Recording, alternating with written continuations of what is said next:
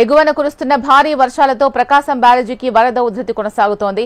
దీంతో అధికారులు 2,54,000 క్యూసెక్కుల నీటిని 35 గేట్లు ఎత్తి దిగువకు విడుదల చేశారు. నీటి ప్రవాహం పెరగడంతో లోతట్టు ప్రాంతాల ప్రజలను అధికారులు అప్రమత్తం చేశారు. ఇప్పటికే కలెక్టర్ లక్ష్మి అక్కడున్న ప్రస్తుత పరిస్థితిని సమీక్షిస్తున్నారు.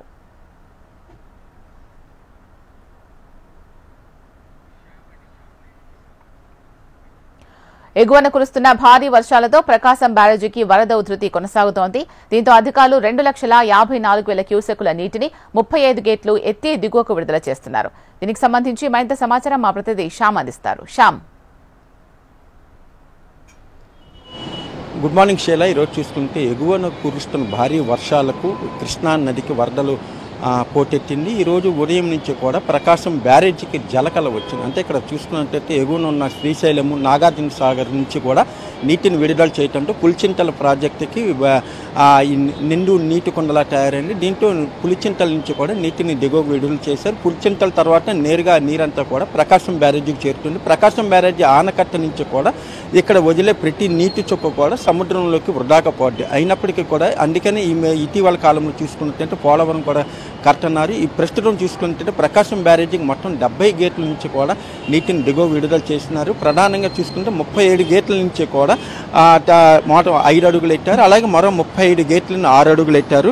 అలాగే చూసుకుంటే మొత్తం పైనుంచి వస్తున్న 2,54,034 క్యూసెక్ల నీటిని దిగువకు విడుదల చేశారు. ఇందులో చూసుకున్నట్లయితే కేఈ మెయిన్ కెనాల్కి 6,522 క్యూసెక్ల నీటిని విడుదల చేయగా, అలాగే కేవీ మెయిన్ కెనాల్కి 10,187 క్యూసెక్ల నీటిని విడుదల చేశారు.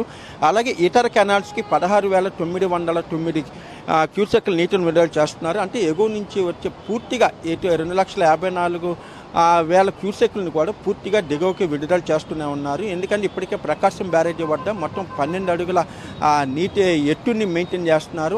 అంతకు మించి కూడా ఎత్తు కనుక ఉన్నట్లయితే కూడా ఆ లోతట్టు ప్రాంతాలు మునిగే అవకాశం ఉంది. ఈ నేపథ్యంలోనే మొత్తం పైనుంచి వస్తున్న మొత్తం నీటిని కూడా ప్రకాశం బ్యారేజీ దిగువకి విడుదల చేస్తున్నారు.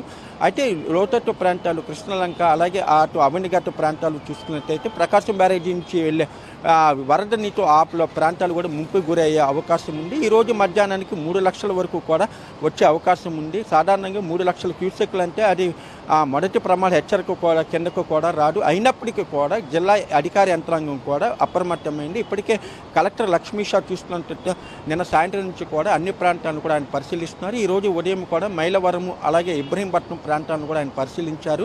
అలాగే ఇక్కడ చూసుకుంటే కలెక్టర్ కార్యాలయంలో కూడా ఒక టోల్ ఫ్రీ నంబరు అలాగే ప్రత్యేకమైన సిబ్బందిని కూడా ఏర్పాటు చేశారు. మరోవైపు విజయవాడ నగరపాలక సంస్థ ఆధ్వర్యంలో ఏదైతే సింగనగరు అలాగే బొడిమేరు వరద వచ్చే అవకాశం ఉందని భావిస్తున్న నేపథ్యంలో మొత్తం 40 ప్రత్యేక మాన్సూన్ సెంటర్లు కూడా ఏర్పాటు చేశారు. ఈ సెంటర్లో ప్రత్యేకంగా సిబ్బంది కూడా నియమించారు. ఎప్పటికప్పుడు కూడా ఆ వరద పరిస్థితిని అంచనా వేస్తూ అందుకు తగ్గ ఏర్పాట్లు చేస్తున్నారు. ఇప్పటికే చూసుకుంటే కొన్ని రీహాబిలిటేషన్ సెంటర్లు కూడా ఏర్పాటు చేశారు. అయితే 3 లక్షల క్యూసెక్లు వచ్చినట్లయితే ఆ సెంటర్స్తో అవసరమైతే ఉండదు. ప్రస్తుతానికి మాత్రం ఎటువంటి భయాందోళనలు అవసరం లేదు. అయినప్పటికీ కూడా ముందు జాగ్రత్త చర్యగా కూడా పునరావాస కేంద్రాలు కూడా ఏర్పాటు చేశారు. ఎవరికైనా ప్రజలు కూడా ఎటువంటి వదంతులు నమ్మవద్దని కూడా కలెక్టర్ విజ్ఞప్తి చేస్తున్నారు. ఎప్పటికప్పుడు కూడా వరద పరిస్థితిని అంచనా వేస్తున్నాము. ఒకవేళ ఇంకా ఎక్కువ వరద వచ్చేటట్టయితే తాము ముందుగానే సమాచారం ఇస్తాము. అప్పటి వరకు కూడా ప్రజలు ఎటువంటి ఆందోళన కూడా చెందద్దన్నారు. గత ఏడాది చూసుకున్నట్లయితే బుడమేరు కట్ట తెగి అక్కడ చూసుకున్నట్లయితే చాలా పెద్ద ఎత్తున నీరు ప్రకాశం బ్యారేజీకి రావటం దాదాపు 12 లక్షల క్యూసెక్కుల వరకు కూడా ప్రకాశం బ్యారేజీ చేరుకుంది. ఆ సమయంలో చూసుకున్నట్లయితే సింగనగర్ కొన్ని ప్రాంతాలు దాదాపు విజయవాడలో సగం ప్రాంతాలు కూడా నీట మునిగాయి.